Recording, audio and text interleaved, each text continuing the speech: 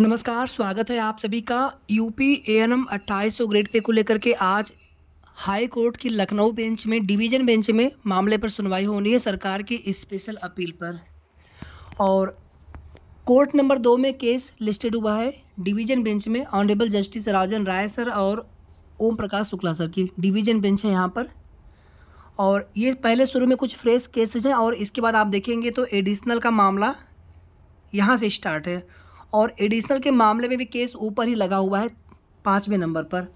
ऐसे तो आप देखेंगे तो 305 नंबर है, तो ये एडिशनल के लिए 3 होता है, मतलब सीरियल नंबर 3 से स्टार्ट है। आप देखेंगे भी यहाँ पर तो फ्रेश केसेज यहाँ पर देखेंगे तो 12 है केवल, यानी कि 1 घंटे मान के चलते हैं कि फ्रेश केस पर सुनवाई होगी लगभग, या फिर थोड़ा सा समय कम ज़्यादा हो सकता है। अब ये डिपेंड करता है किसी केस पर जज साहब कितना समय लेते हैं।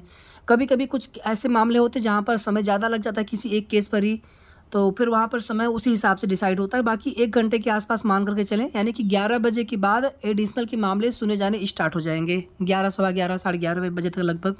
और 1 बजे तक लंच होता था, यानी कि लंच से पहले पहले 100% सुनवाई हो जाएगी। और साढ़े 11, सवा 11 बजे के आसपास तक उम्मीद है कि सुनवाई हो जाएगी।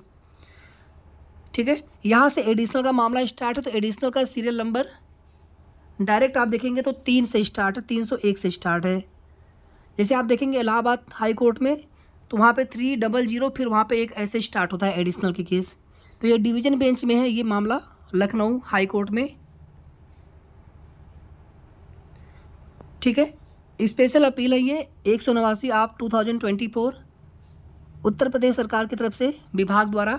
और कमलदीप निराला जी के मामले में 4 जुलाई 2023 का जो कोर्ट ऑर्डर आया था 2800 ग्रेड पे को लेकर के, और उसमें एरियर्स का भुगतान करने का भी आदेश दिया गया था, तो उसी आदेश को इसमें चैलेंज किया गया है।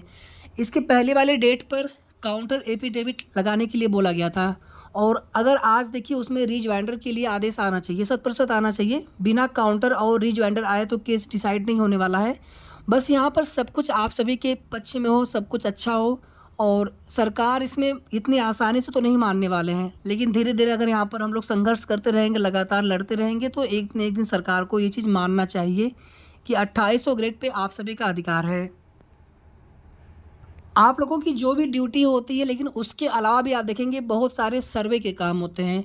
फीडिंग में देखेंगे तो यूबिन है, और जितने भी आप लोग फीडिंग वाले करते हैं ई कवच आदि का, तो समझ लीजिए कि जिस दिन वैक्सीनेशन होता है उसके अगले दिन तक आपका काम होता रहता है, घर जा कर के भी आपको काम करना पड़ता है। यही चीज़ें सबको समझ में आनी चाहिए कि आप पहले जितना काम होता था उसकी तुलना में अब आप लोगों के काम दोगुने से भी ज़्यादा बढ़ चुके हैं। तो यहाँ पर आप सभी का वेतन भी बढ़ना चाहिए, और आप सभी लोगों को संगठित भी रहना है, जितने भी आप स्वास्थ्य कार्यकर्ता हैं, और अच्छे से अपनी ड्यूटी को आप सभी को करना है। और हमारी ईश्वर से प्रार्थना है कि आज आप सभी के लिए अच्छी खबर मिले। आज के लिए पॉसिबिलिटीज़ काफ़ी ज़्यादा है, क्या 100% ही आप मान करके चलें कि यहाँ पर जवाबी हलफनामा के लिए रीज्वाइंडर के लिए ही आदेश आएगा, जिसमें 1 सप्ताह 2 सप्ताह का लगभग समय दिया जा सकता है।